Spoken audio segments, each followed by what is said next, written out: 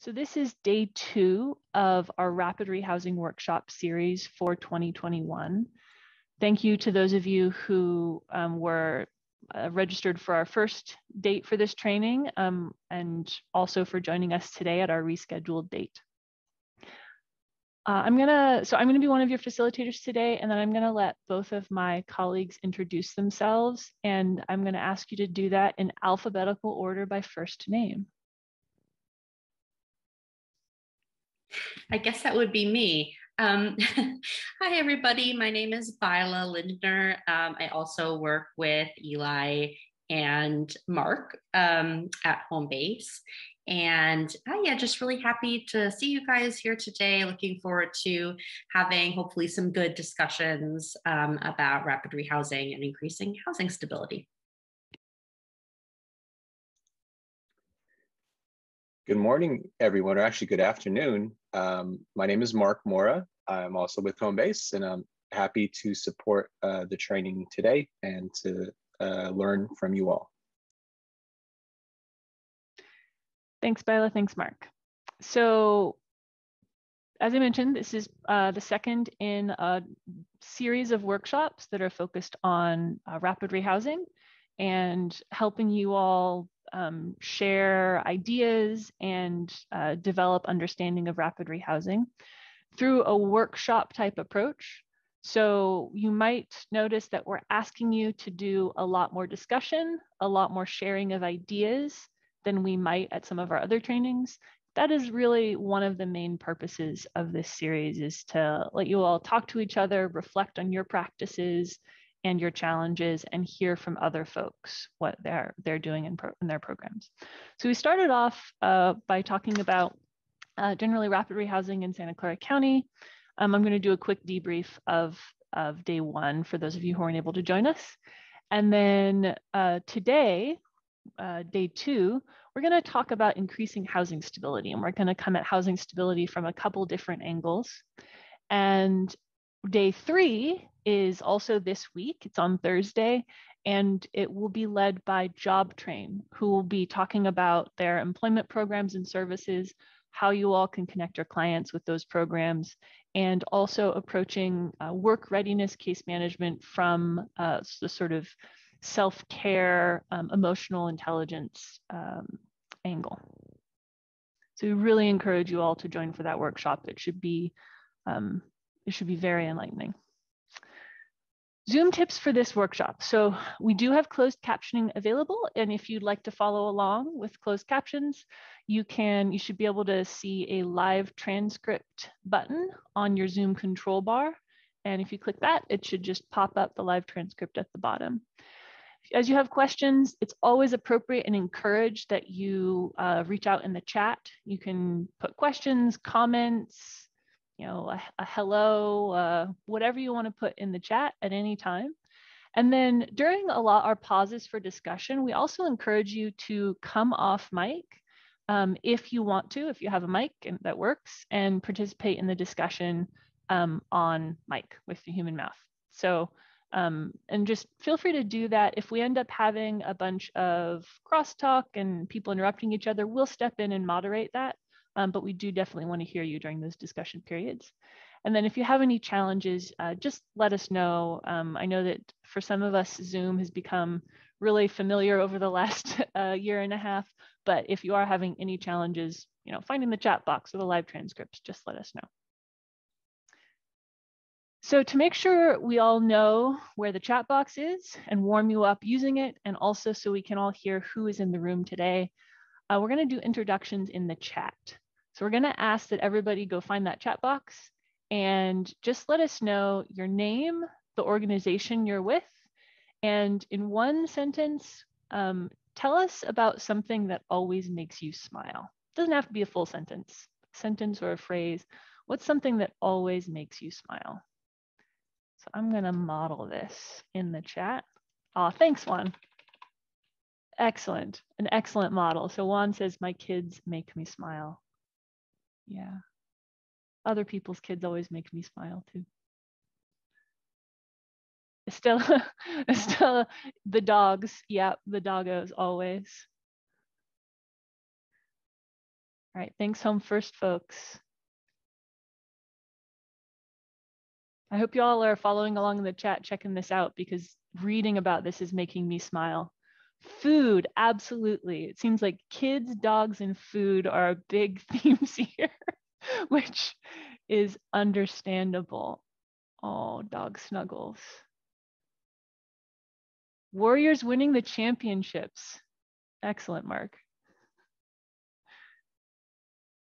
Oh, Jenny, winning a tennis match. That's very impressive. Fridays. Yeah. All right, thanks everyone. Thanks for introducing yourselves and making us all smile with your thoughts. Going to Sprouts. I can see that, Layla. All right. So it's great to see you all. It's great to have you here. We are going to move quickly into just a brief review of what we talked about at day one, make some connections to what we're going to do today. And then we're going to get into housing stability. What is housing stability? And then sort of tracking approaches to housing stability and supporting it throughout the participation of a client, from move-in to thinking about housing stability while the client is in your program, to assessing housing stability while the client is in the program and for the future. As I mentioned, this is going to be really interactive. So expect us to ask you discussion questions and leave that good blank awkward silence until we get some input. Definitely let us know if we're asking a question and you just don't have an answer, so we can move on. But we are going to be asking you to really share your ideas in this training. Before we get started with the content, any questions? Any tech challenges? Go ahead and put them in the chat.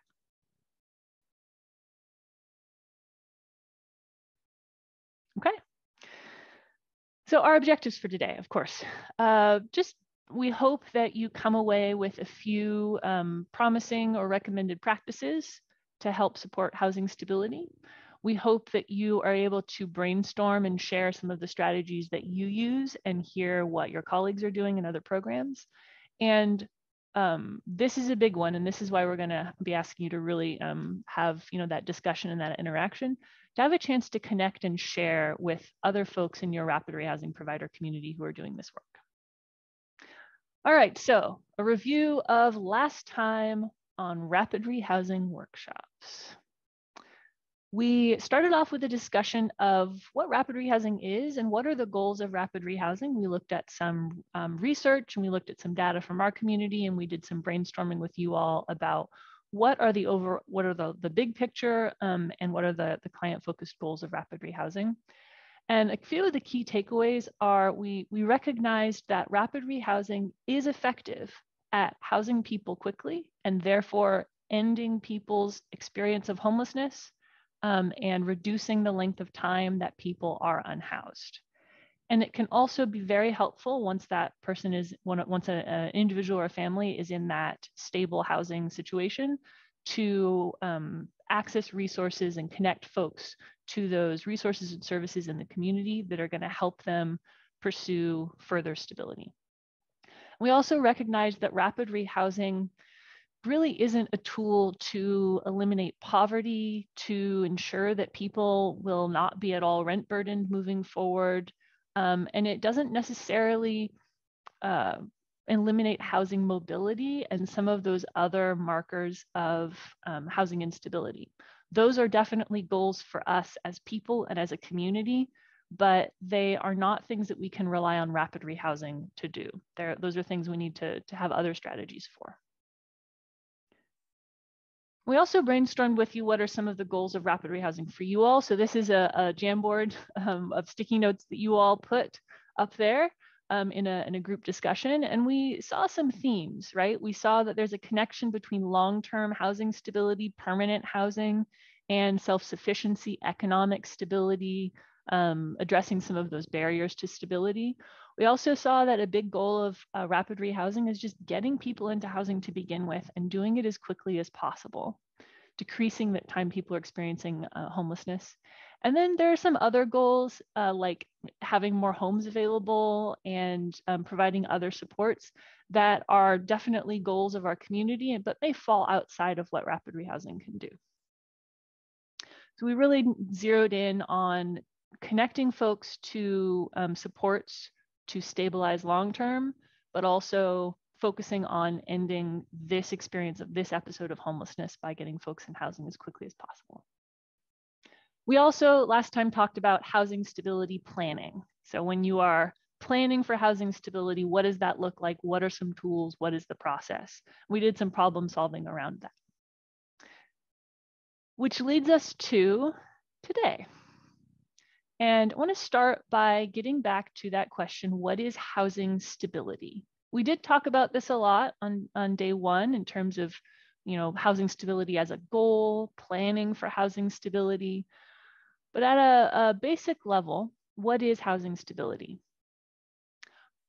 We see housing stability when someone has, an individual or a household has entered permanent housing, which thus ends their crisis of homelessness. If someone is in housing, they are no longer unhoused. And the stability piece comes with a client being connected with the resources, the skills, the understanding, and the basic stability, time and space to maintain that housing. Markers, some sort of key markers of housing stability that we want to see are that clients can afford to and are able to pay their rent on time, that clients are able to follow the terms of their lease, and that they're able to do whatever else that they need to do in order to stay housed. And as we talk about housing stability throughout the day, we'll see, and we'll keep coming back to the fact that this doesn't necessarily mean folks aren't going to move. Housing stability means that you can stay housed. It doesn't necessarily mean you can stay housed in the unit you're assisted in. Maybe it means you have the skills to do a housing search. Maybe it means you understand how to complete a housing application when you need to. And being able to afford and pay rent on time also doesn't necessarily mean that someone is going to be paying rent at 30% of their income, right? We know that people in our community pay rent on time all the time and can technically afford to pay rent and remain rent burdened. And some of the key sort of strategies and resources that are the core to housing stability are going to be around how do we fill in other uses of other pieces of someone's budget? How do we free up that money and help them understand how to free up that money in order to pay rent?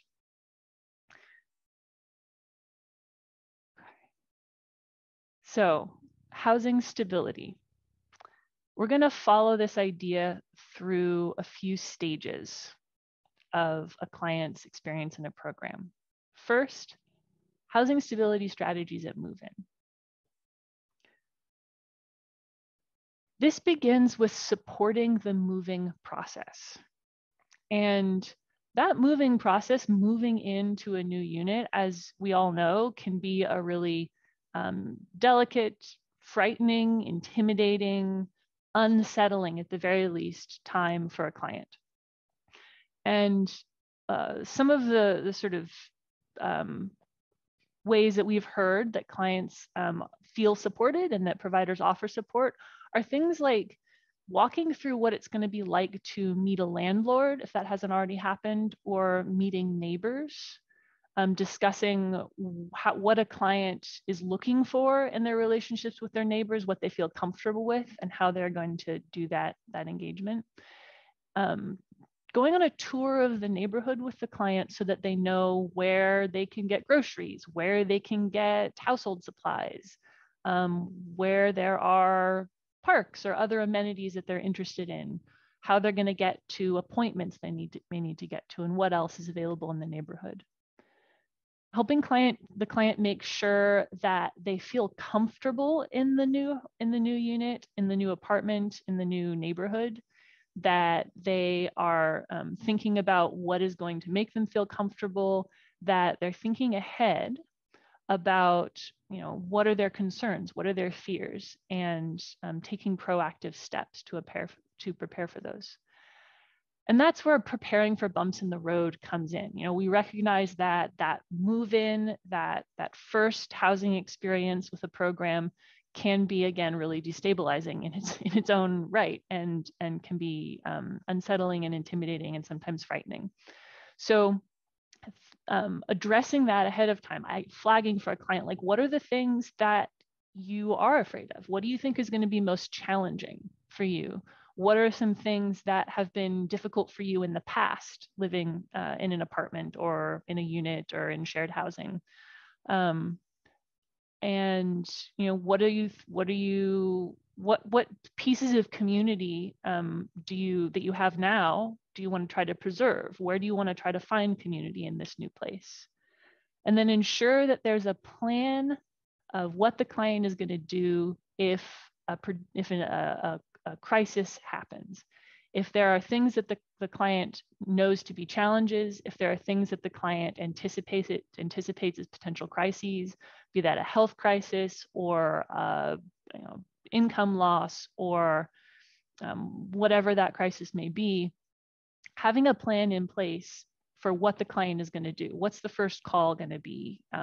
What are the resources, the supports that the client can call on in those situations? So we want to turn to our first discussion question in just a moment, but I want to first ask, are there any questions about what we've covered so far? And is anything not quite track for you all or wasn't quite clear?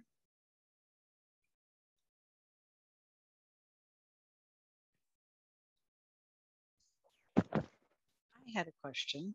Mm-hmm. As it relates to like preserving their community, and sometimes they may be in a different area that they're used to being of the city, and it may be safer and quieter, and there may be elements of their old community that could put them at risk. How to approach that situation? At risk for losing their housing if that element visits them too much. Does that make sense?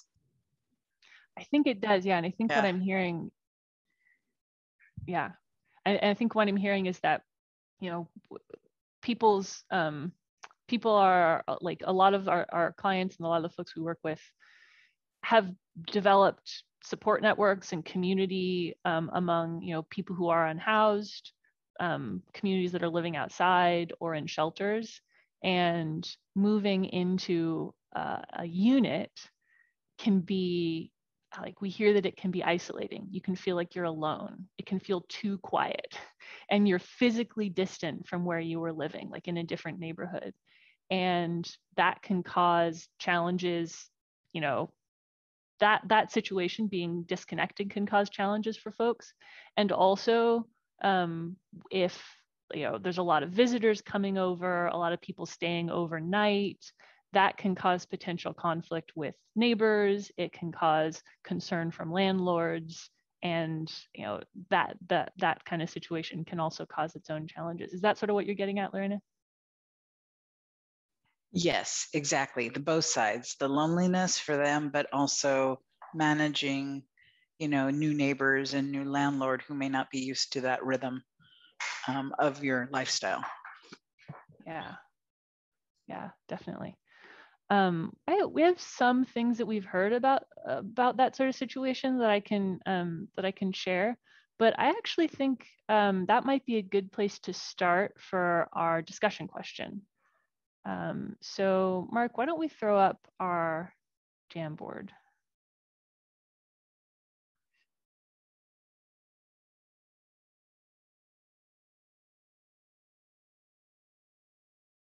Great. So we want to get from you all, what are some ways that you support clients in the move-in process, and including that preparing for these potential challenges that we can sort of identify ahead of time. I'd love to hear from folks to start out with. Any thoughts on addressing Lorena's question? There are ways that you help clients anticipate those particular challenges of being in a new community? Any ways that you help work with clients to mitigate those challenges?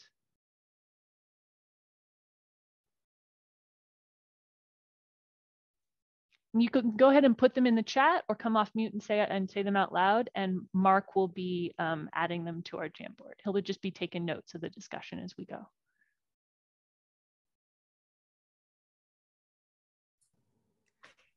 This is Jenny. So yeah, I just moved in a client that is in a whole new neighborhood and moved into a place where it's more quiet. You know, he wanted to get out of the quote activity area in San Jose, but I can see him feeling lonely. And I didn't formally, but I verbally like kind of told him where stores and places to go. And, you know, I guess it would be even more helpful to maybe print a map and circle the grocery stores and the Targets and bus lines, help him figure out how to get around, because he had mentioned he was going to go all the way back to Story. And I'm like, well, you're in Campbell, so you don't need to go all the way to Story Road. But that was familiar with him, you know? Yeah, absolutely. Yeah, so just making sure that the client knows what's in the neighborhood, where they can go, where other people are, for sure. I'm seeing some things in the chat that Mark's putting on the board. So doing a role play of these possible situations, like helping the client put themselves in that future place and what's that going to feel like? What are you going to do? Sonia says, review a lease agreement with clients and the rules for the unit and discuss alternate ways and locations to socialize. So maybe you can't have someone staying overnight with you for a long period of time, but maybe you can have people in the unit visiting if the noise isn't going to be too much. And if that's a concern, maybe you go somewhere else to socialize.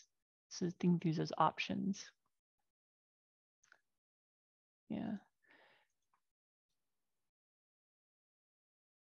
Any other approaches to this?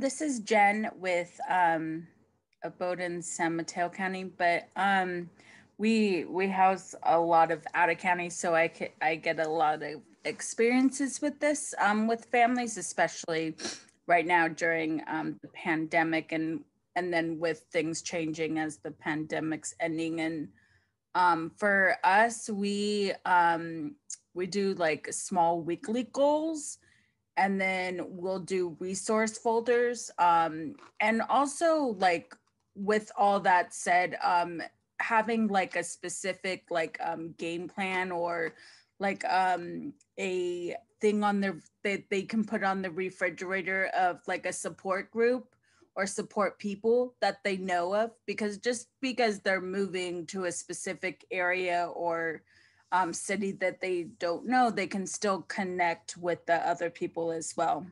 So just knowing what the best way and alternatives are.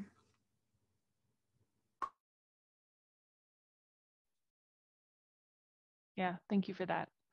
Yeah, and I think we're talking about, you know, ways to, some previous comments, ways to keep connected to friends and community in ways that aren't gonna jeopardize the housing situation or make that feel unstable, but also ways to find groups and connections here in the new neighborhood, in the new community, and recognizing both of those is important.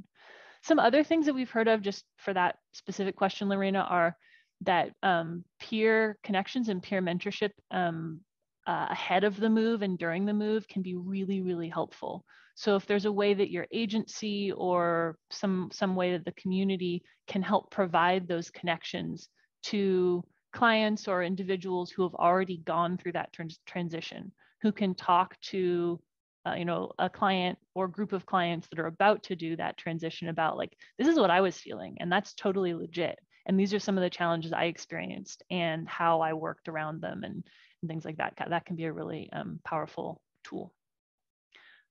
Other ideas that we're seeing is a great Jamboard, other ways to support the client move-in process.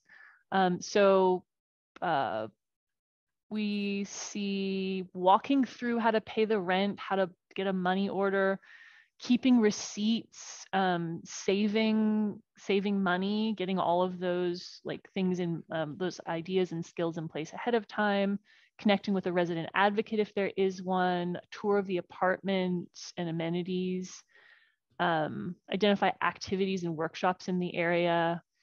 One says provide a file, like help the client set up a physical file for the lease and bills and rent receipts and stuff that's somewhere where, they have ahead of time a place to keep all those things. I like that. Yep. Yeah, making a list of like what we like ideals, like what we're definitely not going to be able to do, or what the client is definitely not going to be able to live with, and what they can negotiate on and compromise. Yep, just remind them that this is a safe place. Lots of really great ideas. All right. So thank you all. And again, we'll make sure you have access to this Jamboard after the training. So that'll all be up there. All right, we're going to go back to the next step or the next slide. Go. So we've talked about how to support the move-in process, preparing for those future challenges and bumps in the road, a lot of helping clients set up organization, knowing what resources they can be connected to. Next, staying in close contact with the client, of course. And I know that this for some clients it can be challenging. They get into a groove, they get into a routine, and either maybe they don't feel like they need to stay in contact, or because it's overwhelming, because it's challenging, staying in contact with you is another thing that feels challenging, or for whatever reason. So staying in close contact can be important. Scheduling a follow-up visit pretty soon after move-in can be helpful. Making sure that your contact information is really posted somewhere in the client's unit. I mean, of course, they're going to have to agree to do that, but encouraging them to make sure they have your contact information somewhere visible. Setting up regular appointments with a reminder system that's going to work for the client, so that they have something that works for them to make sure that they don't forget about you. And just working with the client to make sure that they have whatever tech is going to be necessary if you're doing remote check-ins or remote case management, which some of you may still be doing because of COVID or just because of convenience or distance. And then this was brought up, I think, during our last discussion, but tenant education and supports to ensure lease compliance. I know that this was something that I felt uneducated about with my first apartment, to be sure. What is in that lease? It's a long document with tiny type. What's in there? And what does it actually mean for me? So what are common lease violations and how do we avoid them? If there are complaints from other tenants, or things that the client or the tenant is responsible for repairing, how do you respond to that? How do you determine what is an appropriate complaint that you should respond to by considering modifications to behavior, and what is a complaint that can be more of a discussion that is not a reasonable complaint, and what is the plan? How is the client going to respond when those happen? How to submit a maintenance request, how to communicate with the landlord or the property manager to make sure the client knows, can get the things done with the unit that they need to. And just basic knowledge of rights for renters at all times, but especially during COVID-19. So specifically around this tenant education and support to ensure lease compliance, we've obviously listed some strategies, but I want to hear again from you all. What do you do with clients to make sure that they understand the lease, understand what their responsibilities are under the lease, and understand what their rights are under the lease? So we're going to go back to our next Jamboard so Mark can take some notes for us. And I want to hear, like, what do you all do with clients to make sure that they understand their lease in those ways?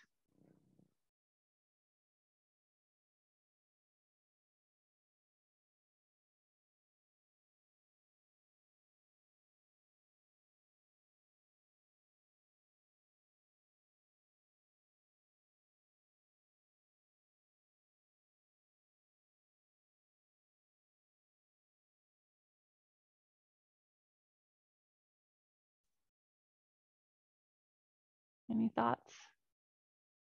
Does anybody sit down with a client and read the lease? And how does that work for you?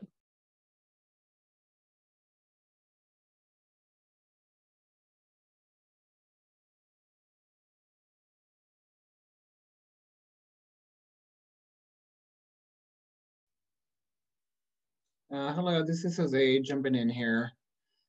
So one strategy that I've noticed that's pretty effective is actually breaking it down into several pieces, just because that at least covers a lot of material. So maybe one week you're covering, the house rules, the next week you're gonna be covering about how to go at maintenance requests. So I think spacing that out, because as we all know, once they move in, there's a lot of responsibilities and a lot to cover. And I think sometimes if we provide too much at one time, they can kind of isolate and become too overwhelmed. So I in the past, for me, I've like to do recurring, home visits and covering specifically the lease, maybe once a week. So for me, that's been a good tool.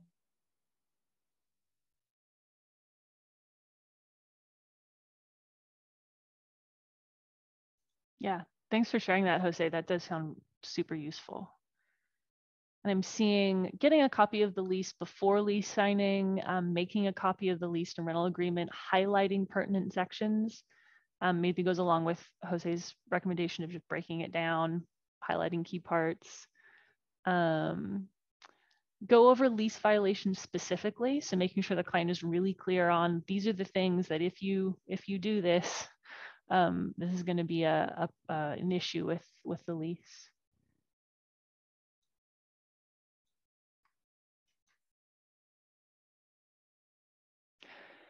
I'm interested if anybody has strategies or resources that they provide clients around understanding a tenant's rights. Like, what can a landlord do? What can they not do? That kind of thing. What do you see working?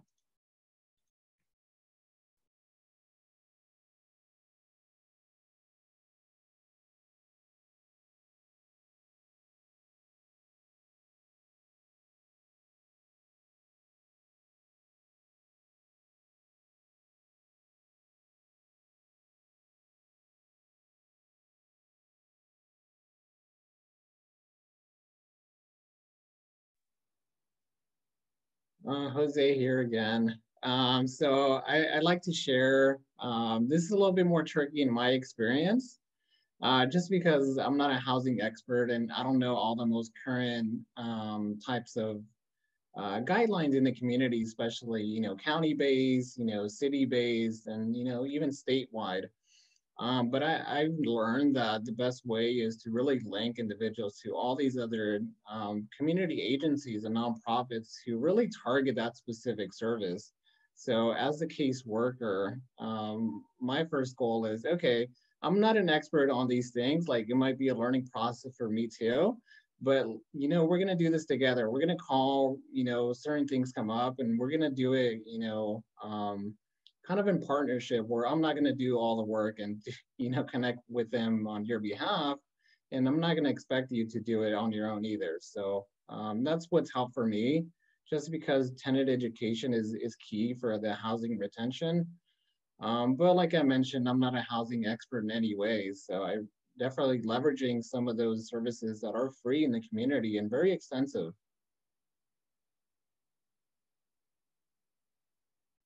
Yeah, thanks, Jose. And that's a very good call out to our connections to community resources theme, and those legal aid folks often have, tenant education materials on their websites that are free. Seeing a shout out for Bay Area Legal Aid in the chat, and Googling to find tenants' rights groups. I know that Project Sentinel is a resource that often gets called out in our area for this kind of thing. And yeah, there's good resources online.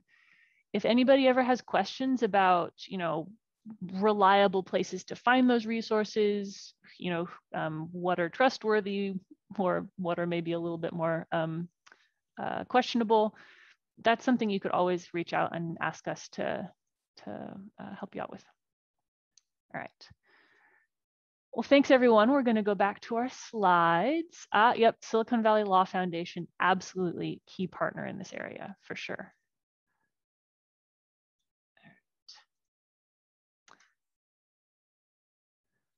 So the last thing we want to call out for stability strategies at move-in is making sure that you are connected to the landlord.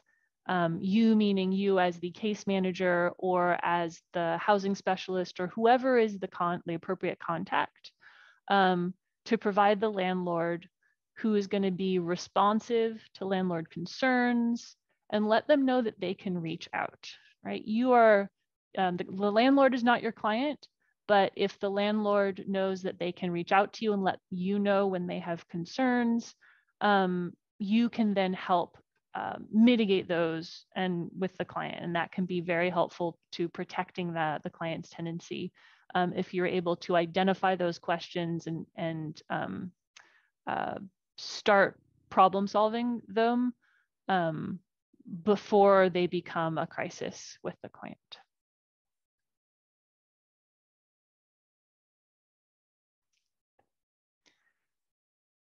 Next, we're going to talk about housing stability during program participation.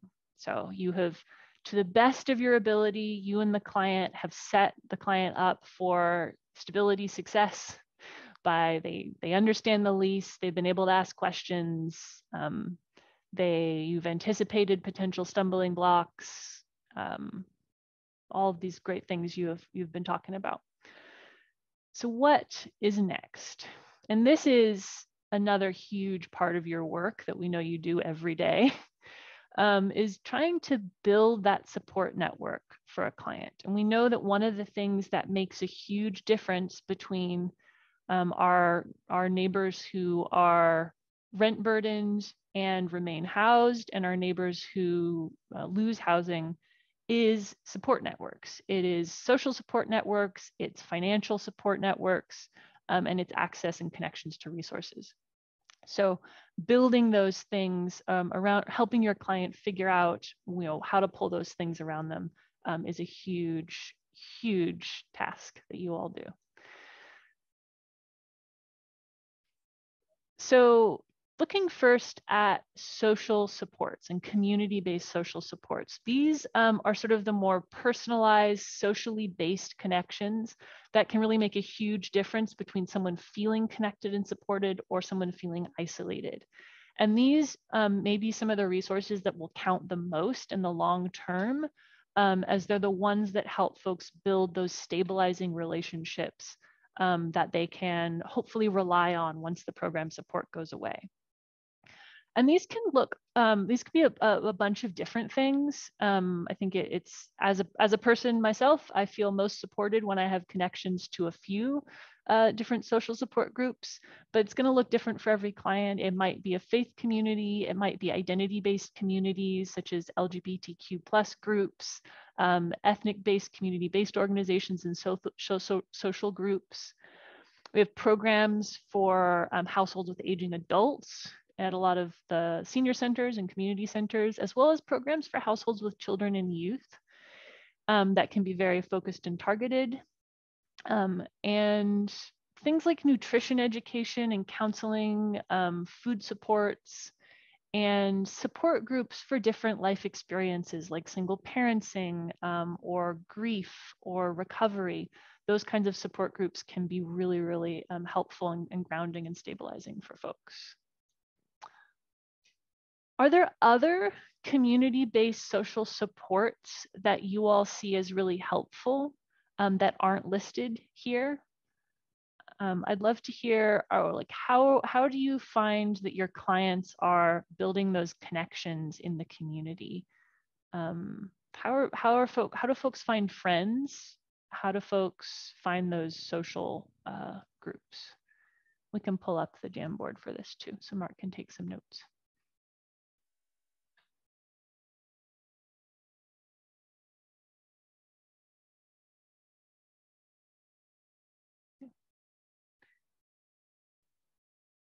So I'm interested to hear, what are other ways that your clients find social connection, or maybe among these that we've already talked about, what are the ones that you have found most helpful for your clients? Where are you seeing clients most successful in building these connections?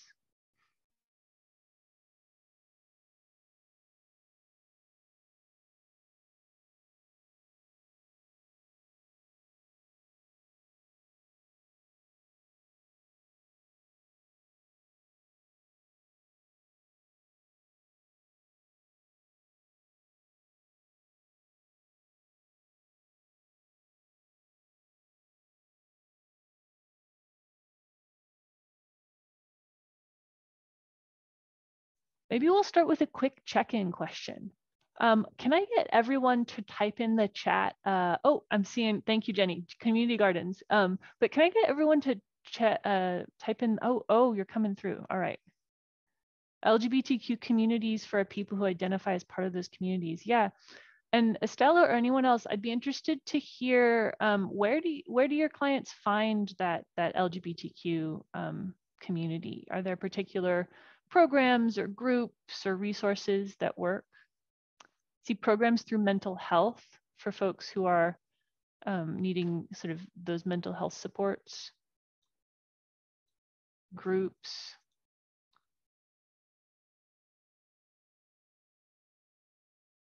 Sonia, thank you. The gender clinic. Yeah, there's some great behavioral health resources around LGBTQ clients and folks who need gender affirming care. The reentry center. Yeah, that can be a key place for our folks who are coming from incarceration or have that experience. Libraries. Yeah, Jennifer, could you tell a little bit more about what types of things libraries offer?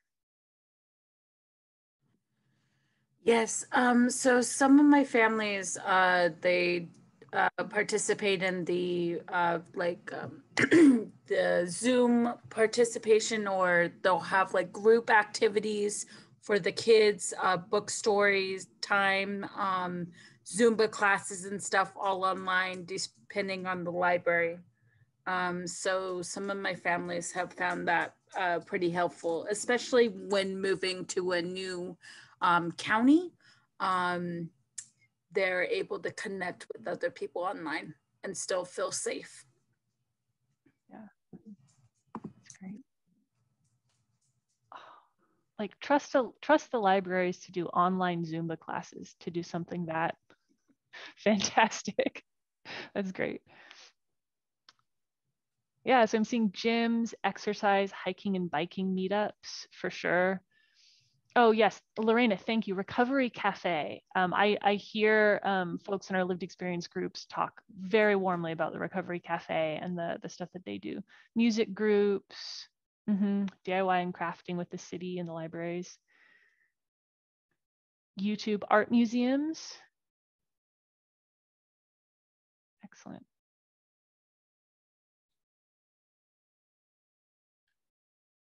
All right. And I'm really seeing and loving just the diversity of interests that folks have, and the way that you all are thinking about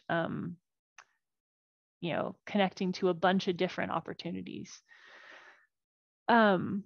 One of the other things that I know, that I heard about early on in the pandemic, was that a lot of the AA and NA meetings actually did go online to a certain extent. And again, we heard that folks found that really, that stability, that continuation of that support was really helpful. Another thing I've heard in the past is that a sponsor relationship through AA or NA or another group, like similar group, can be really helpful. And similarly, like the NAMI has the peer mentor program, and if folks can get connected to peer mentors through NAMI or through other programs, that can also be really helpful and supportive. All right, thanks for all those great ideas.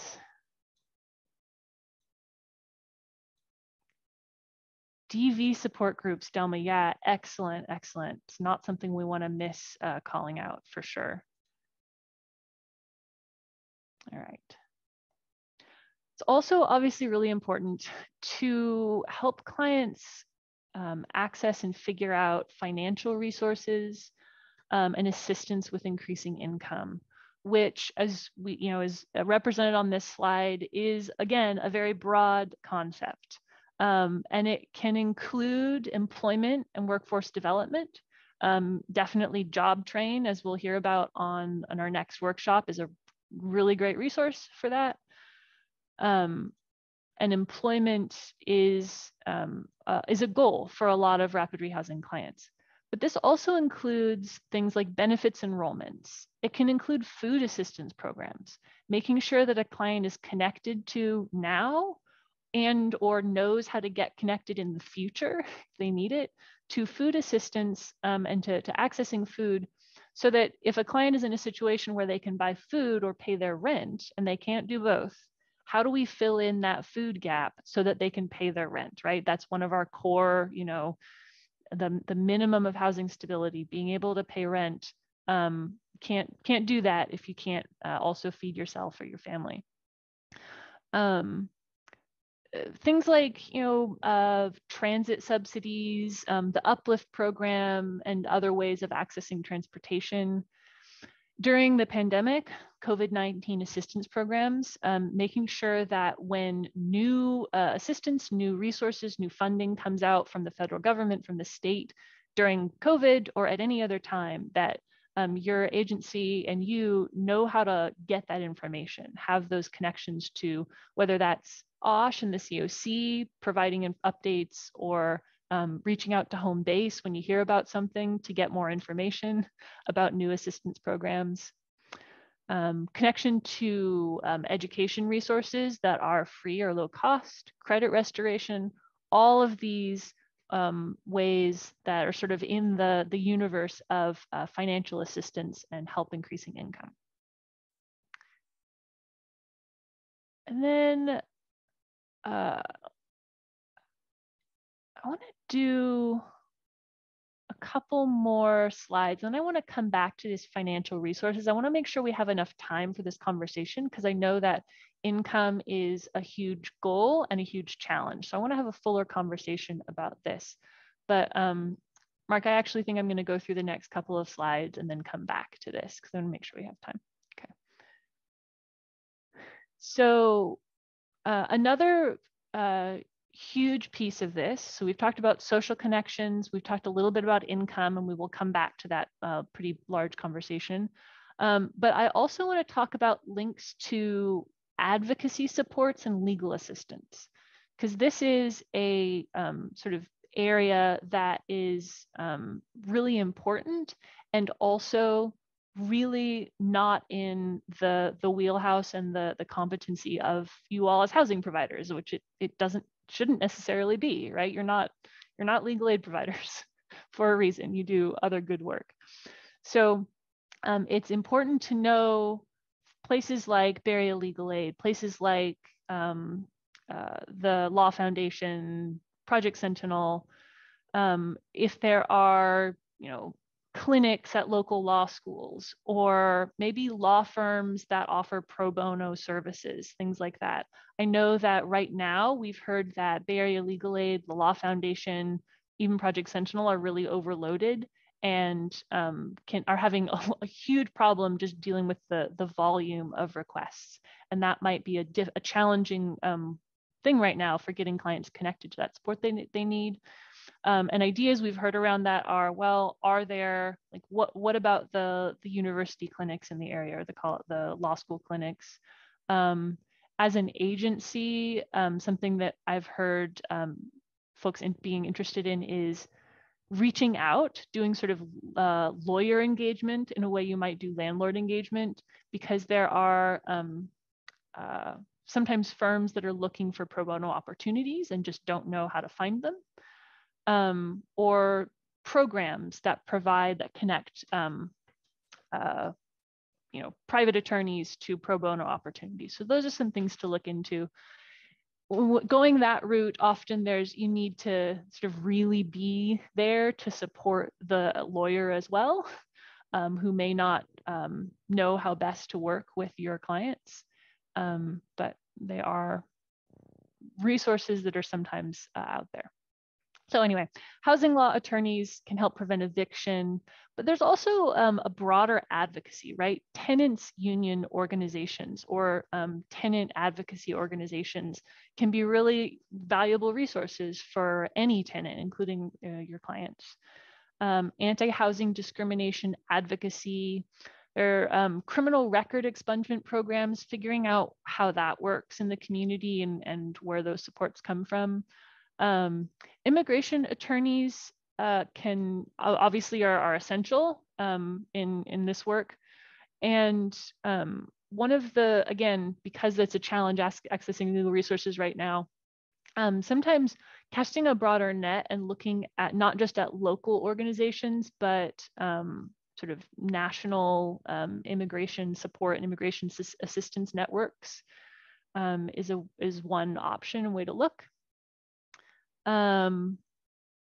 Yeah, advocates helping apply for disability benefits, family law attorneys, support with addressing DV, experience of DV or sexual assault.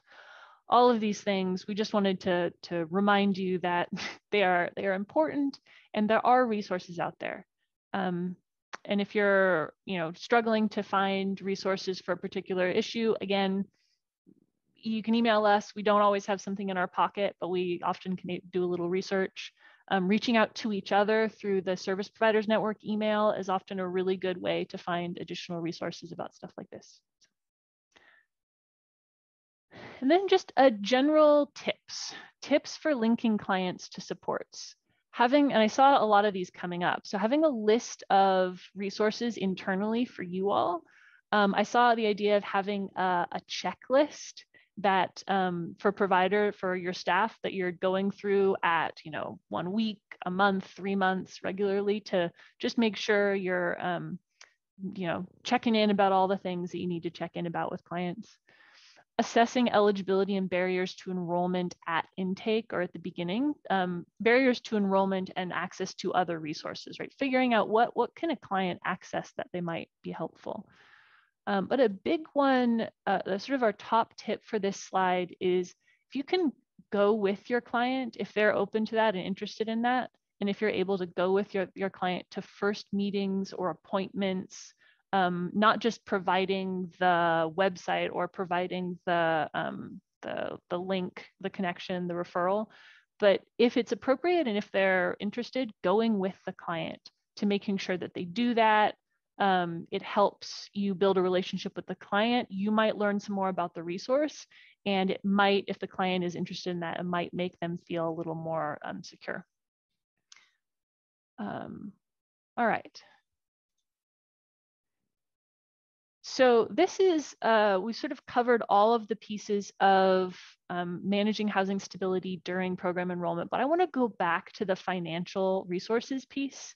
I want to wrap this up by talking about some questions around financial resources and what you all do.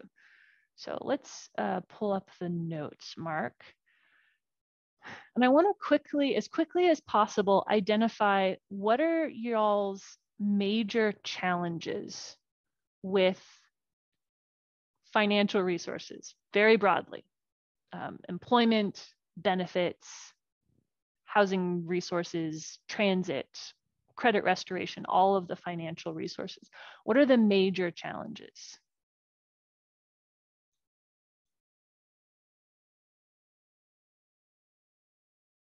You can share as many as come to mind.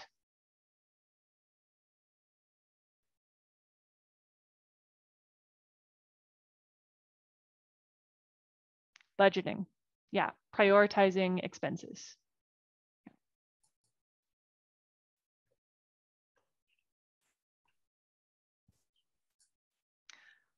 It's interesting, eligibility requirements. So figuring out what a client is eligible for and whether they're eligible for things like benefits and subsidies.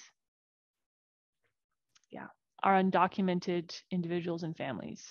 Yeah, that can be a barrier for sure.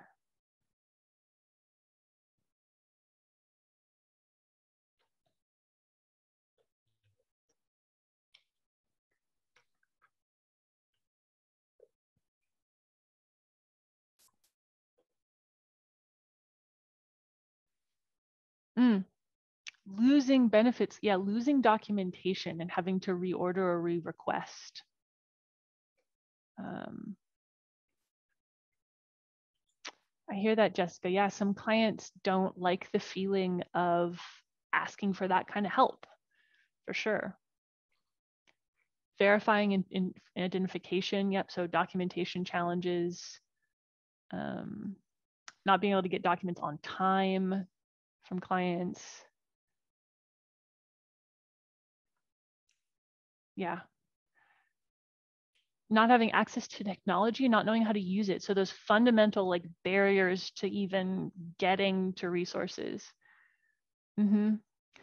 Yeah, motivation on the part of clients. I think that's a big thing that is important to talk about. A hesitancy of clients, or an exhaustion of clients, or a fear, or whatever it is that's making a client unmotivated to address income. Yeah, document applications, access to transportation. Yeah, that can be a barrier to getting to employment or to appointments. Health issues. Yep.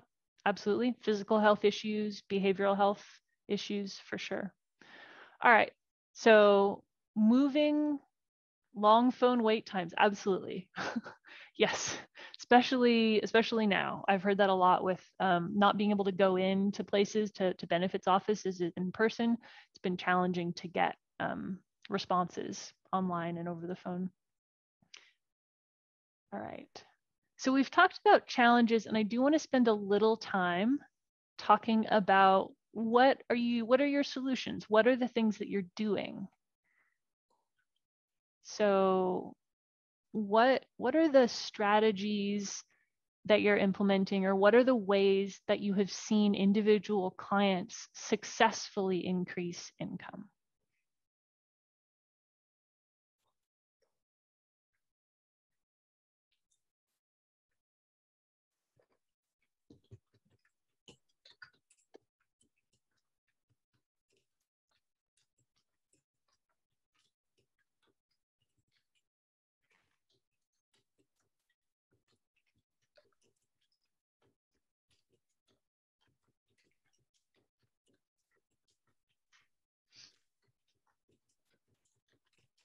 What has worked?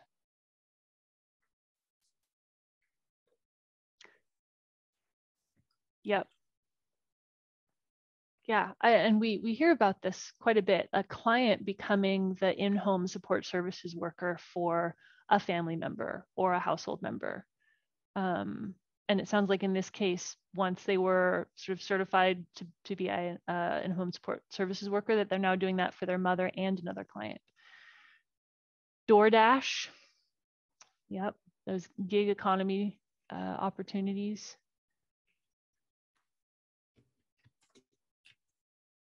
Has anybody had success with any clients around employment, and what has that looked like?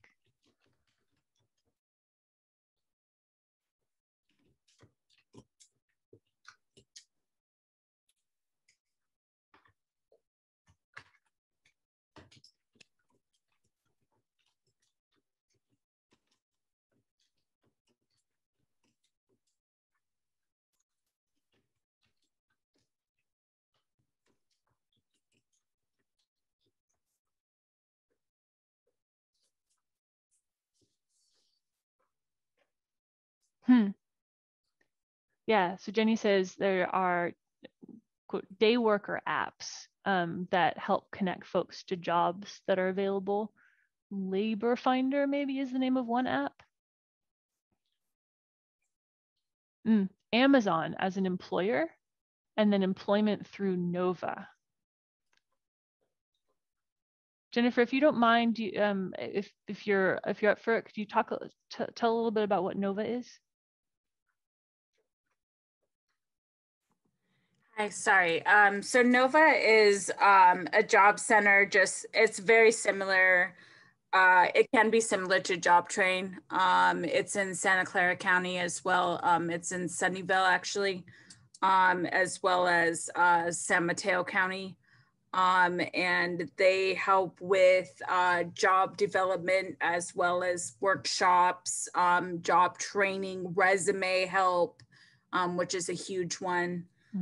And then they can help with getting resources like your MA or things like that, very similar to Job Train. And they have special funding for childcare too at some point.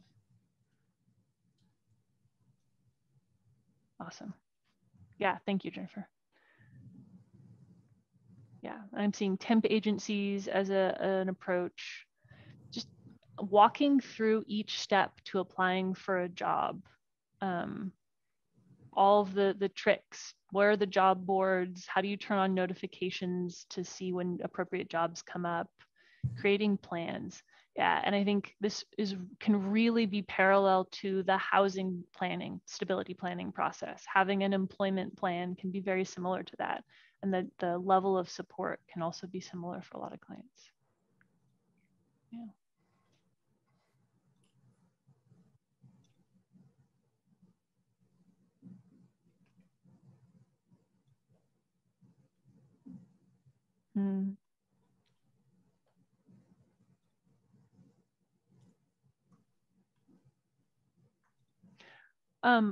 Just as a last note, I want to call out some, because I know that that income and employment for undocumented clients is a huge barrier, and it's a real barrier. Like it is, it's an intentional barrier. It's intentional legal barriers to income and employment for those people, for the sort of that we have as a society not efficiently or adequately addressed. So I just want to call out one thing that may not be an immediate strategy, but I want to flag for you all that I know that Somos Mayfair has done some really interesting and cool work in Santa Clara County around creating client-owned or community-owned businesses.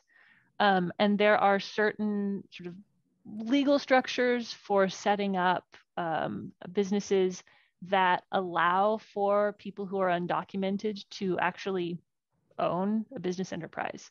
And that model is something that I also believe is being done in San Francisco to a certain extent, and it's one of the it's not something that I've seen scaled hugely. It's not something that we have a how-to about, but it is a sort of innovative approach that I want to have on everybody's radar. And yeah, talking about informal ways to make money for sure. Recycling, sewing on the side, haircuts and styling, etc. Yeah, when particularly, when it's a long-term goal maybe is increasing income, starting with things that are really accessible. All right, thank you all for all of those ideas. We are going to give you a quick break. We're going to give you a 5-minute break. And that means that you stay on the Zoom, but you can stay muted. We're going to go away and we'll come back in 5 minutes. So we encourage you to take a bathroom break, stand up, stretch, I know that a lot of you are going to continue checking your emails and doing your important work, but we do encourage you to not do that and to actually stand up and be a human for 5 minutes. And we'll see you back here at 1:11.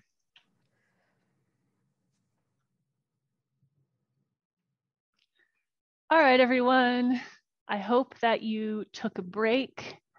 Hope that you stretched and moved and drank some water. Hydration is important. And we are going to get back into the training. Woo!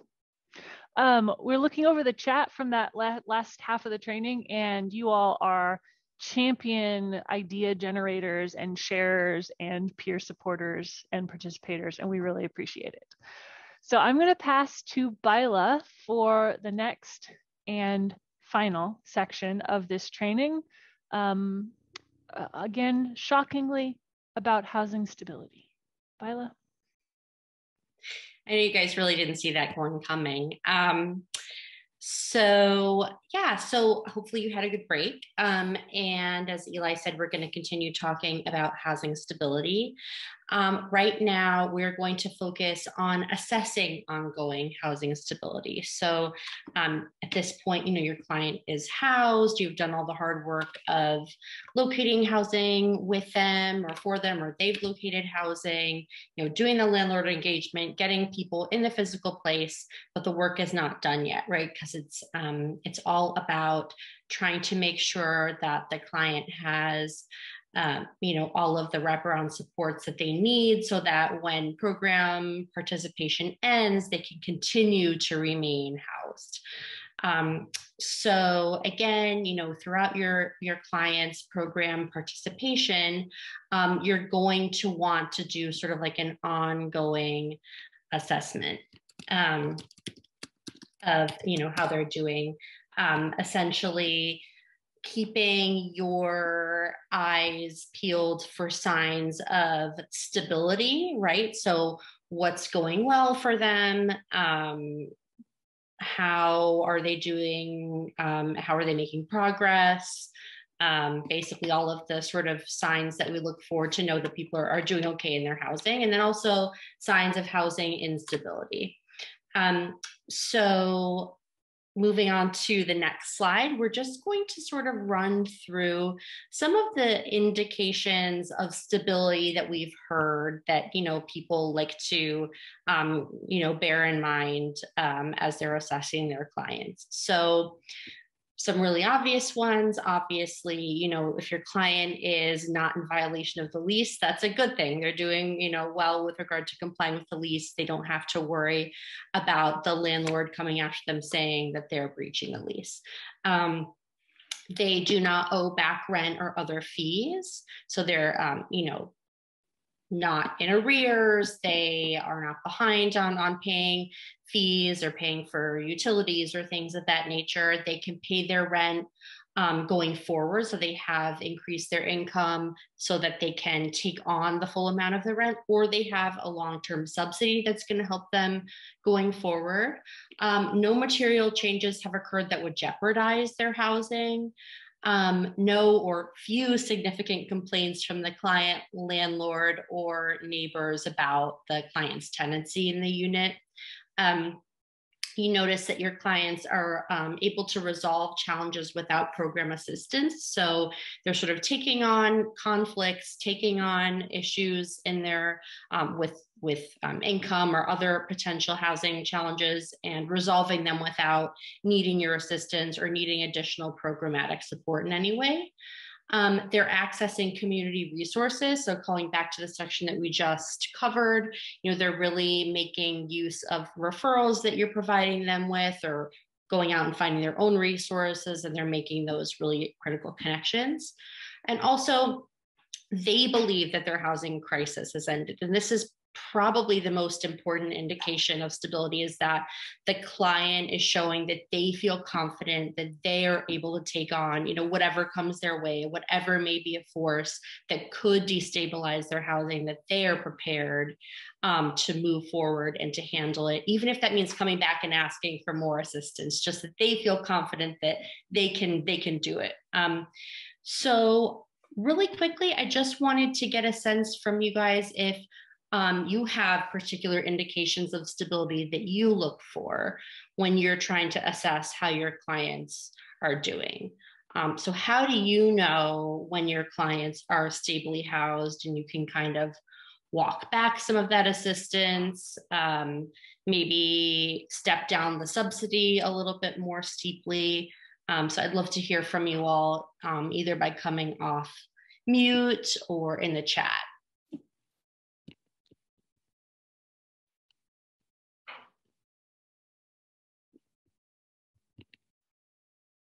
I know I didn't get all of them.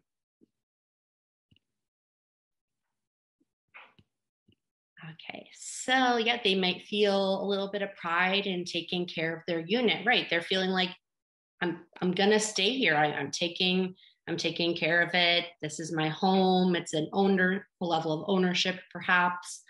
When the client has savings, that is optimistic for sure, right?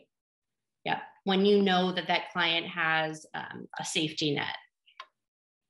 Yeah.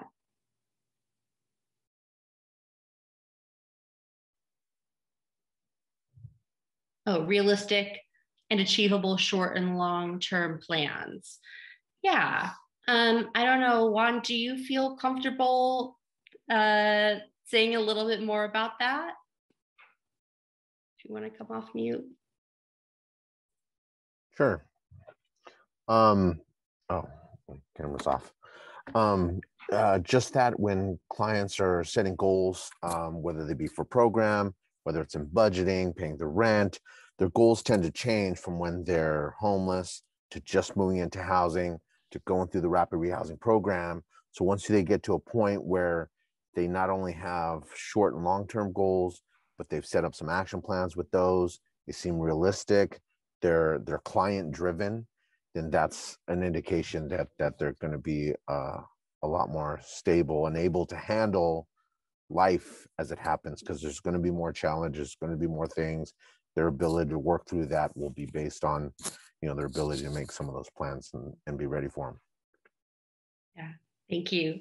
Thank you for sharing that. Yeah, that makes a lot of sense. Just seeing that your clients, right, are making those longer term goals and also that the goals and short term goals, but that everything is realistic. It seems like they've got a good sense of what's possible, and they're able to move forward and come up with those interim steps to achieve those goals. I have a thought. I have some clients lately who have been providing me with updates on tasks they've completed or tasks that they are engaged in, instead of disappearing or going MIA. They're providing updates without me having to ask for it. Yeah, that's great. And why do you think that's a sign of stability? It shows they're engaged. They believe in what they're doing. It's a path to self-sufficiency or possible self-sufficiency, and they feel good about it. And with that, they're more likely to keep going. I think it's a big deal for not to have to ask for a update. They're kind of happy to share what they've done and feel good about it. So yeah. That's great. Yeah, I wonder if that's also an indicator that your relationship with your client has reached a certain point that that they are willing and able to come to you with those issues or for those moments of celebration and acknowledging things that they've achieved, and that's a sign of stability that they've made that connection with you, right? That they're able to do that and that they've done so. Sonia also added that monthly expenses are less than the amount of money coming in. Yeah, obviously, like a really good sign, your client's not indebting themselves, and that they're going to be able to financially remain solvent going forward. Yeah, great. Okay, so, client is getting their kids back, working on longer term goals. Yes, obviously any progression with other issues going on in their lives, right? Like whether it be reunifying with children, resolving a criminal legal system matter, sort of any other indications that other aspects of their lives are moving forward.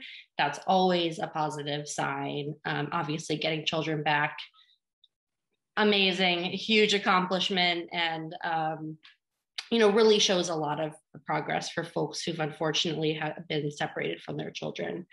And working on those longer term goals, right? They're really thinking not just about where am I living tomorrow, what am I doing next month, but do I want to, get a degree? Do I want to, try to go for a promotion or change jobs? Or it's like they're really able to kind of realize, what they want out of life, right? They can really start to live more fully, think about those long term goals. Okay, so moving on to some instability red flags. Obviously, part of your assessment is going to be trying to identify, when your clients may be experiencing a situation that could put their housing stability at risk. So, for example, if they're being accused of lease violations, that's a big issue. If they owe rent or other fees, if they're having issues with complaints from neighbors. As you can see, these slides are sort of mirror images of one another, right? You can really see them back to back and see, it's kind of, we're talking about the same issues, one side of the coin or the other. The landlord is complaining, regularly to the client themselves or to you about something happening. Client not able to pay rent or utilities, poor condition of the house during visit. If you show up and it seems like, there are a lot of conditions issues, maybe there's hoarding going on, maybe the client really isn't able to, or for whatever reason, isn't taking care of the home, it's falling into disrepair.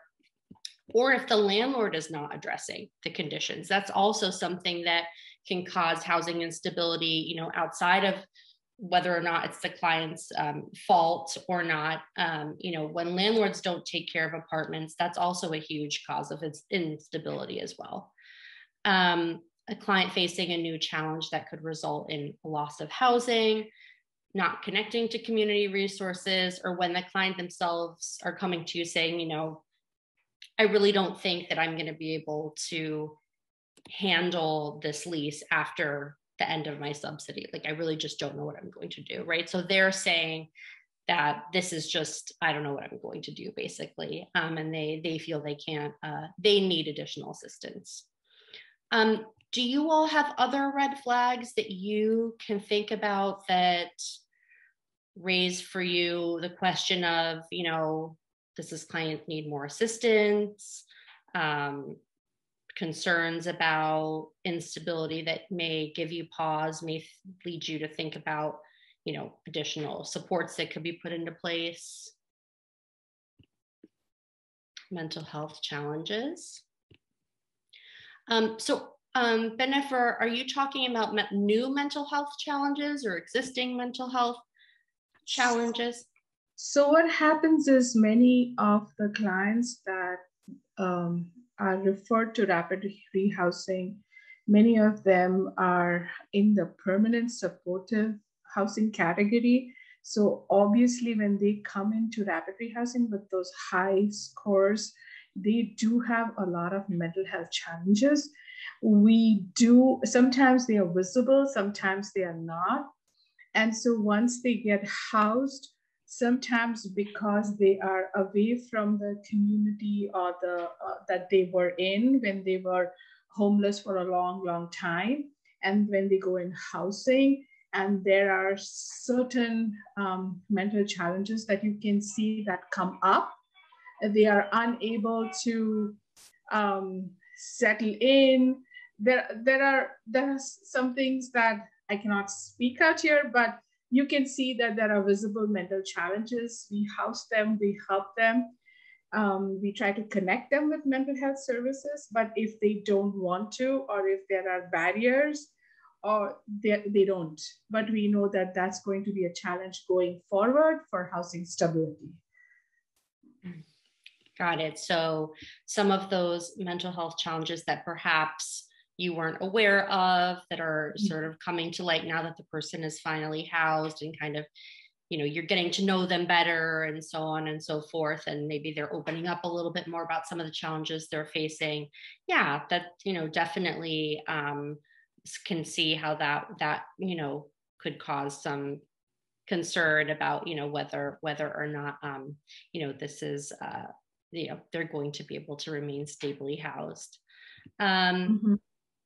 So it looks like people are also talking about when a client is not staying at their unit for extended periods.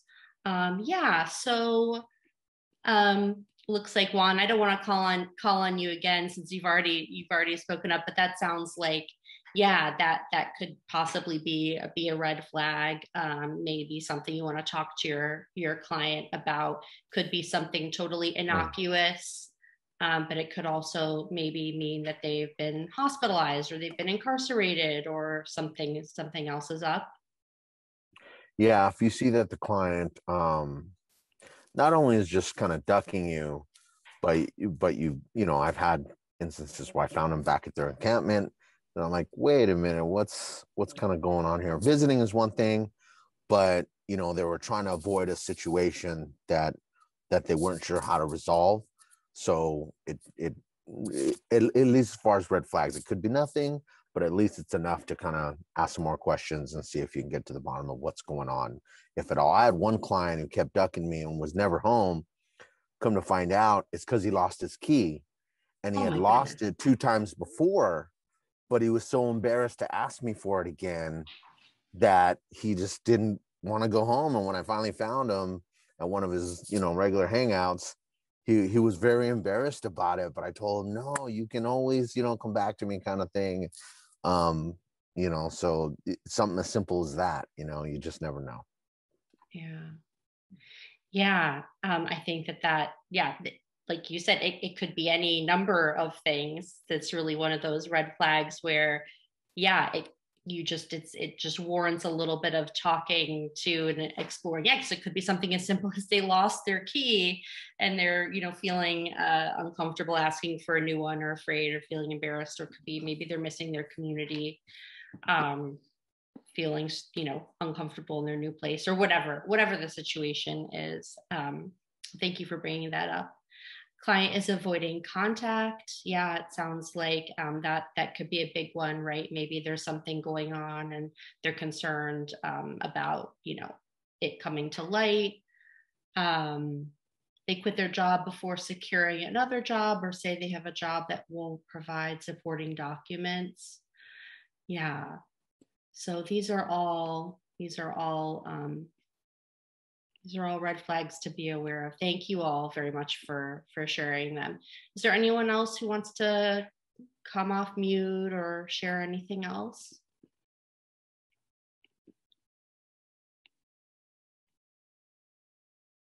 All right.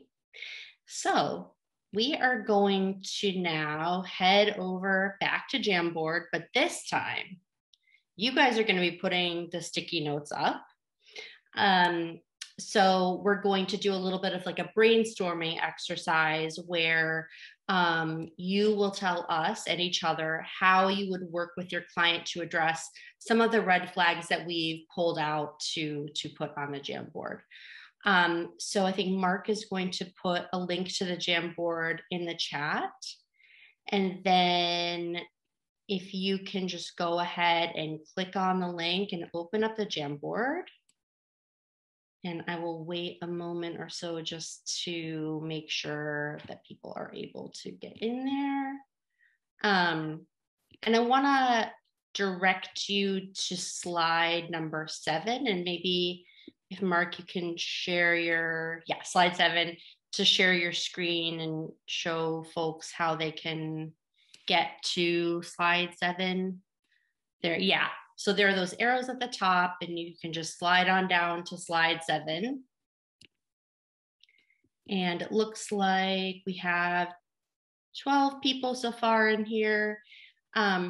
If you let us know if you're unable to open Jamboard for whatever reason, or you're having some other kind of technical difficulty, If you can't open it, it's not a big deal. You can always share in the chat things you want to add. We can add things for you, or you can come off mute to add them. So as you can see here, we have a red flag, right? Client breaching the lease by having pets. And there are going to be, I think, 6 of these boards, and each board has its own red flag. And what we're going to do is go through the boards together, and you are going to add sticky notes with what you would do if this housing stability issue were to come up.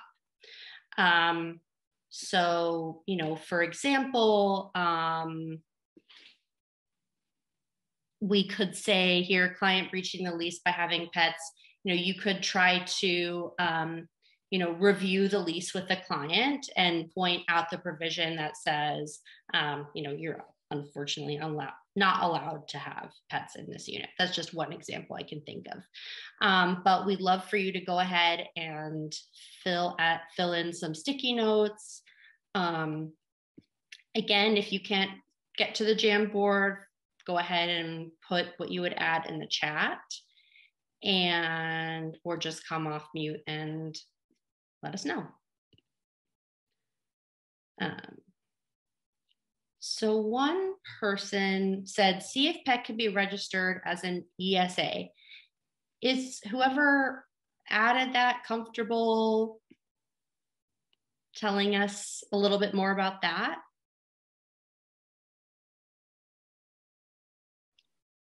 Yeah, hi. I know a lot of participants have pets and also might have a service need as well, but it's just not documented. So just exploring that as an option, obviously not trying to forge anything or whatever, just seeing if that is an option, because I feel like a lot of, I mean, pets are like their family. So if we can try and keep them together and work openly with the landlord about that as well, as long as good communication is there, and sometimes it works out. Great, yeah. I think that's a big one, right? Is trying to figure out, is this a pet or is this an emotional support animal? And if they are an emotional support animal, yeah, can this be registered? Can this be formalized in some way? I think another one that seems like we're seeing here is trying to talk to the landlord about sort of making an exception perhaps for the client, offering to put down additional deposits. Let's see. Yeah. Anyone have any other thoughts? Anything else you do because you would address this?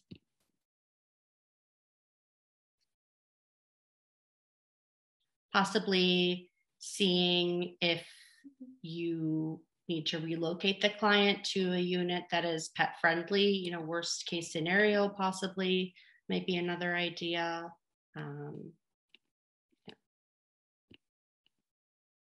Okay. All right. So moving to the next slide.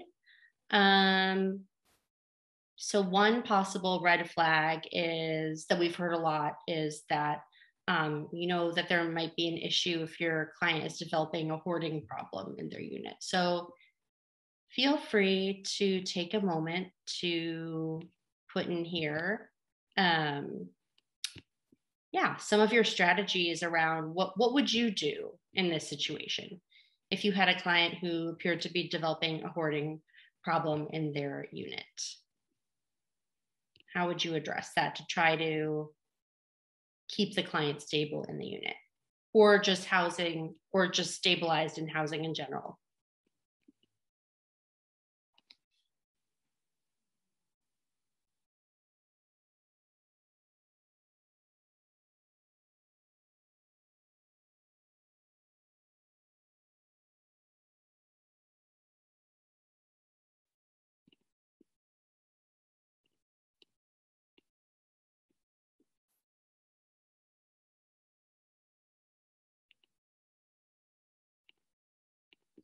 And again, if you're having trouble accessing the Jamboard, we can always type stuff for you.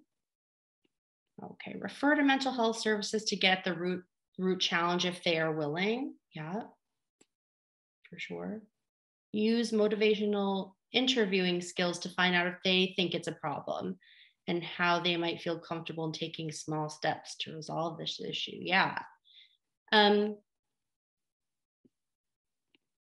I'd love to hear a little bit more about that from the person who added that, if you're comfortable. And again, if you're not comfortable, that's also totally fine. I don't want to prevent people from adding things to the Jamboard because you think I'm going to like call on you in some way. Feel free to. How about this? If you don't want to be called on, make your sticky note red.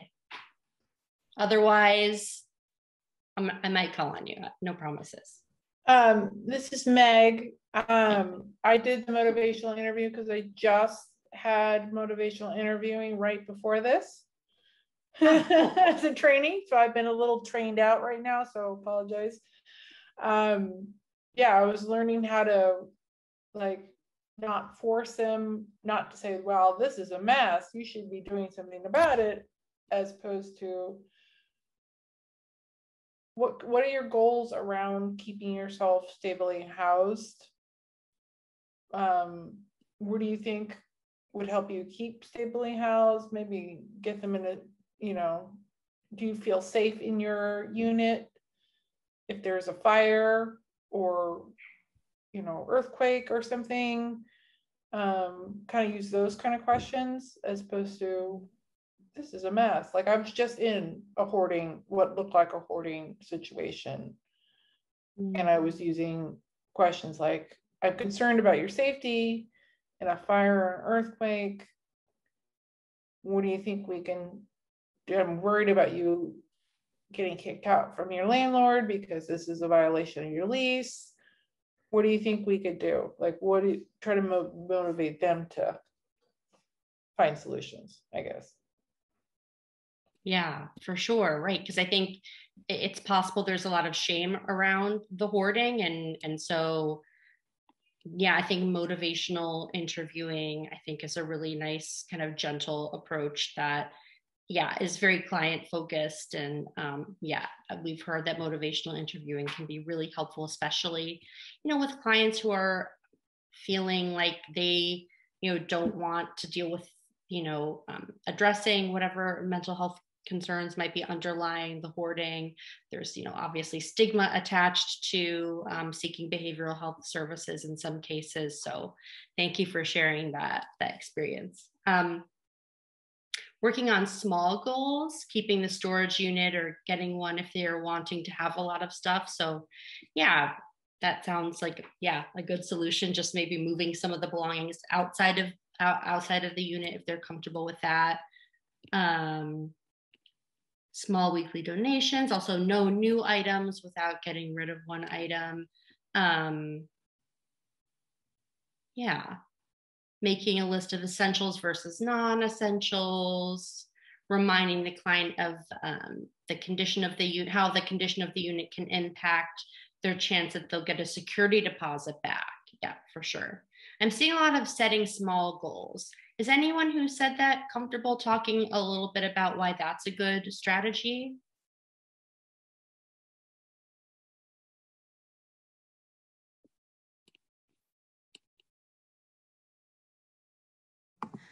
Yeah, sorry.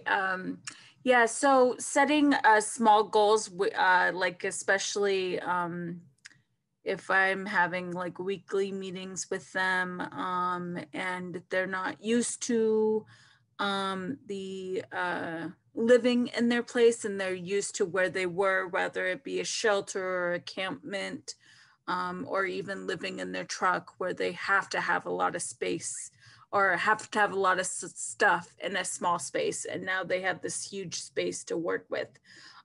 So having small goals of like maybe choosing specific areas, marking specific areas where things go, and then video chatting with the families and checking up on them if they've accomplished those small goals, like cleaning up the kitchen or doing dishes and how many times do you do dishes? Like, so breaking those small goals even into smaller. Yeah, I like that. Making it a little less overwhelming. You have to get rid of everything, or you have to, you know, everything has to be spick and span by the next time I come back here, or yeah, some of that, making it more manageable and less overwhelming. Yeah, that sounds like a really good approach. Great.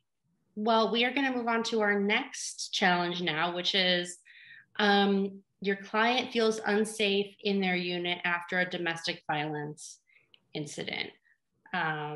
I think this is a sadly common issue, and something that obviously contributes a lot to housing instability and experiences of homelessness. So what are some ways in which you support your clients to help preserve housing stability when they feel unsafe in their unit after a domestic violence incident?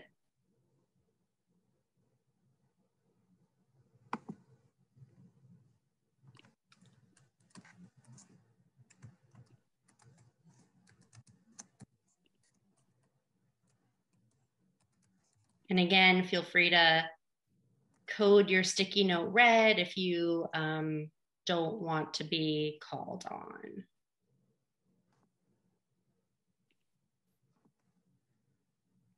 And just to, put it out there, this can involve or include ways to keep the client in that unit, if that's something that they would feel safe doing if certain conditions were met, or perhaps relocating them, things around that.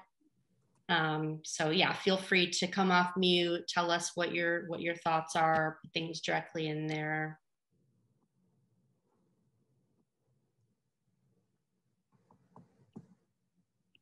I'm seeing using CPS as a recourse and not punishment, or as in getting in trouble, knowing they can't get out of their lease. Okay. So it sounds like using child protective services perhaps as a way to provide support to the client if there are supportive services for parents experiencing domestic violence. So yeah, I didn't word it as correctly, but I think what I'm referring to is especially a lot of I work with families specifically, and they get really concerned when CPS is involved. Mm-hmm. And they're thinking of it as a punishment that, the kids are automatically going to be taken. But when you add in DV, it's actually it can be a good resource and an advocate in a way, because they do have resources for families when DV is involved, and especially with the children.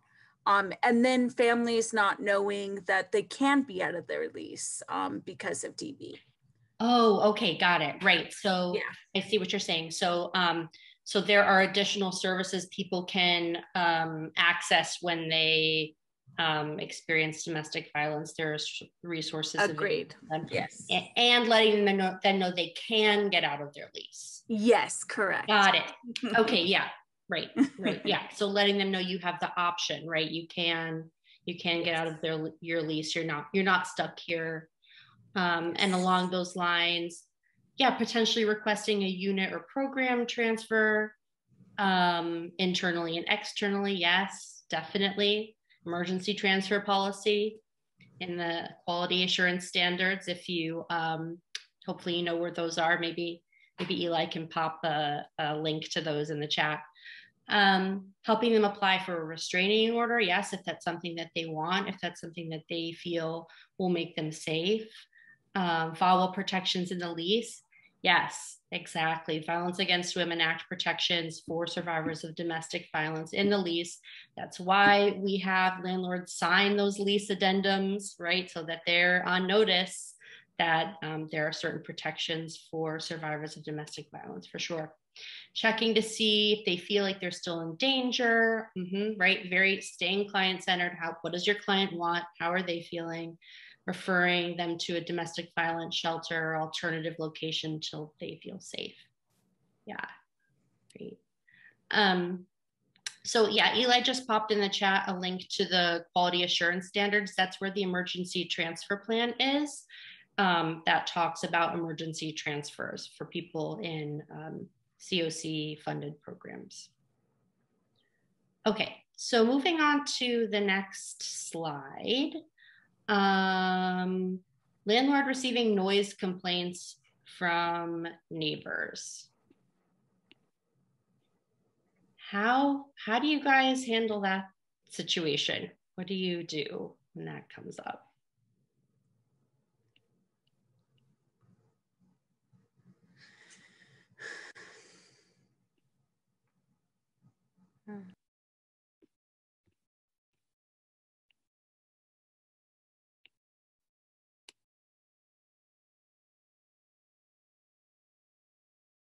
What do you do,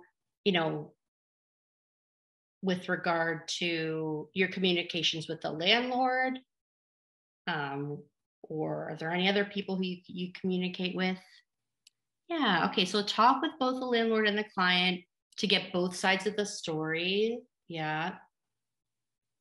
Get all sides of the story before proceeding with the next stages.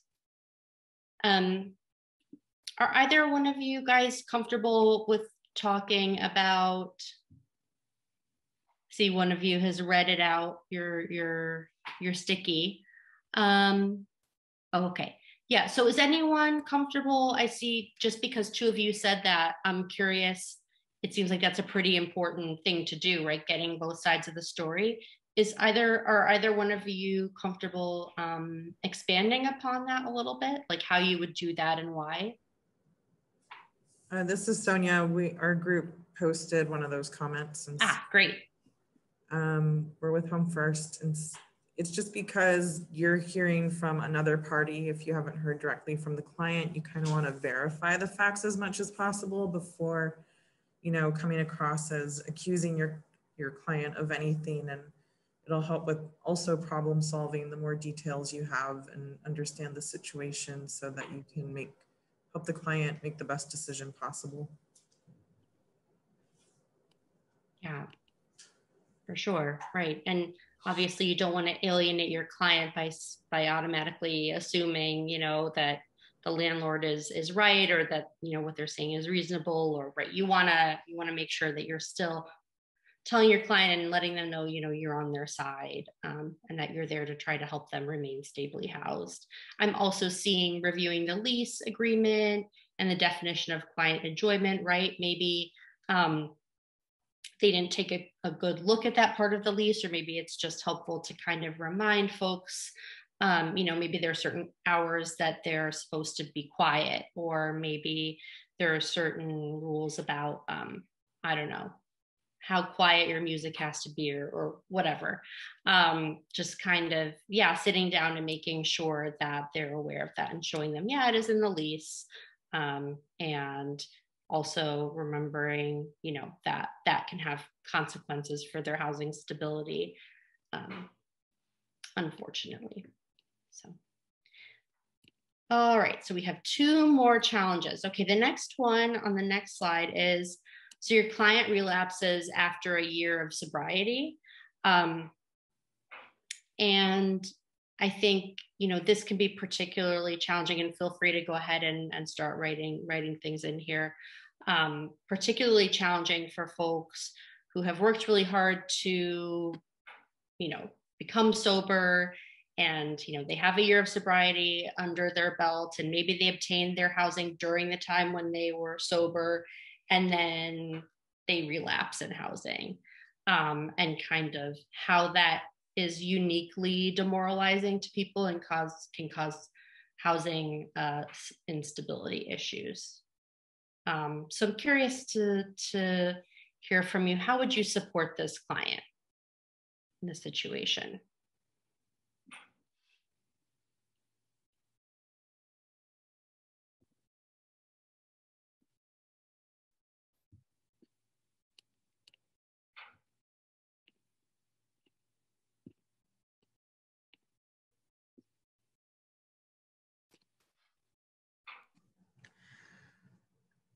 So I didn't know how to actually write it out, but I think the main thing is just making sure that she has not only the correct resources, but or that person, but also just being a listening ear and not really, you know, because sometimes, especially as case managers, I'm so easy to, you know, to throw resources and throw this and this, that, and you do this, you do that, instead just taking a minute and letting that person speak. It might be a he as well, he or she speak, really helps. And then establishing those weekly meetings with that client, and not just checking up on them, but knowing that they're you know, a call away. Yeah, I like that. Really affirming that you're there, and yeah, doing a little less talking and a little more listening, you know, to try to understand what triggered the relapse. I like that sticky note on here as well, trying to, you know, get to not just the fact that they have relapse, but what happened. Is there something about being in housing or this new apartment or these new responsibilities that is leading them to, you know, use again? Maybe trying to explore that. Providing recovery resources for sure. Maybe trying to reconnect them with a sponsor if they've maybe lost contact, or trying to, you know, help them get back to a meeting or whatever was the support that helped them become sober in the first place. Reminding the client of their strengths and that you're there for them to help them work with them towards their goals. For sure. Yeah. Reminding them, you got here, you've done this, you can keep going, and taking that strengths-based approach. Addressing any effects to the lease or responsibilities or income. Yeah. So, you know, making sure that they remember that they have these responsibilities, hopefully not going to impact their housing stability. Yeah. Right. Not making them feel bad. Yes.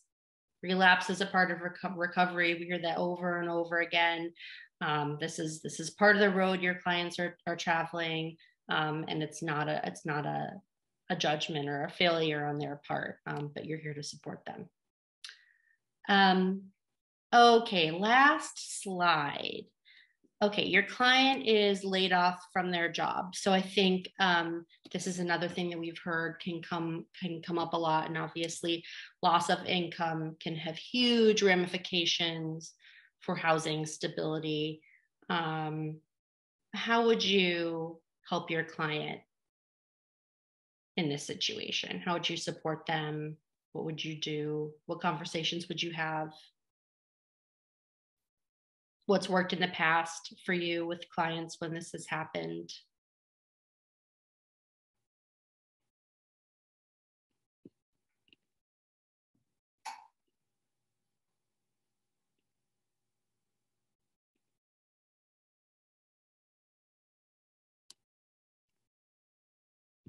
Okay. Assist with unemployment benefits. Yeah, they might be eligible for unemployment for sure. Yeah, point out all their achievements and hard work so far, and use that to possibly motivate them, or for sure. Yeah. Resume building, helping them with resume building. I'm seeing apply for other benefits that can assist them during this time. Yeah.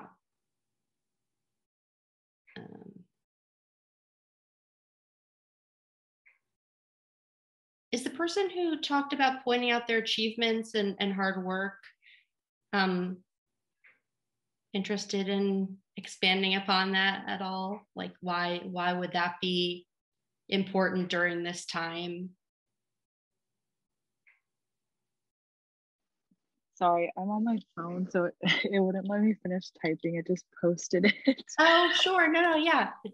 We can hear you just fine, so you don't need it's kind of finicky there. But anyway, yeah, I just think like building them up in a time where they might feel at their lowest. Yeah, I'm just saying like, you know, you got this job all on your own and you maintain it for so long. Like the reasons why you may have been laid off or like might have not been at all related to your character or like not in your control, and just kind of like empower them and use that energy to apply it to secure another job. Yeah, for sure. Thank you for that. I think another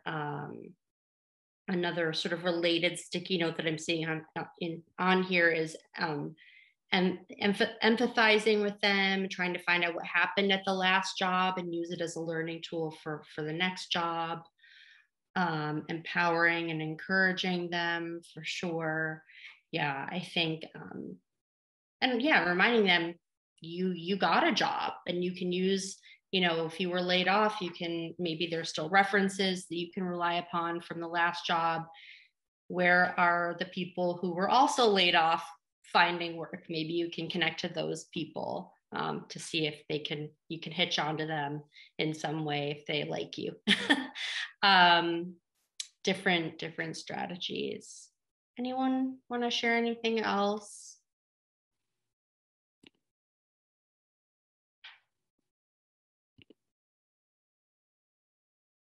All right. Well, thank you all for sharing your strategies and talking through these things with us. We will send out a link to this Jamboard so that you can refer back to it. You know, if and when these challenges arise with your clients, now you have a whole host of experts who've shared their sort of expertise with you on how they would address those particular issues. So I just want to say thanks again for joining us. Mark put a link to our training feedback survey in the chat. We'd love it if you would give us your feedback. We find it really, really useful for us in our continuous efforts to try to make these trainings as useful as possible and as interesting as possible. If you have questions for us, follow-up questions, there's our email address. And also, we just wanted to remind you that part 3 of this training, this workshop, where we are going to be joined by Job Train, is going to be this Friday. Sorry, not this Friday. No, it is going to be Thursday the 10th at 3 p.m. So if you haven't registered for that already, please do so. And also, I believe Job Train would like for you to fill out a survey as well, and that link is in the original registration email. So thank you all so much. Great to see you all. Have a good day. Bye. Have a good day. Bye-bye. See you Thursday. See ya. Thursday. Thank you. Bye. Thank you.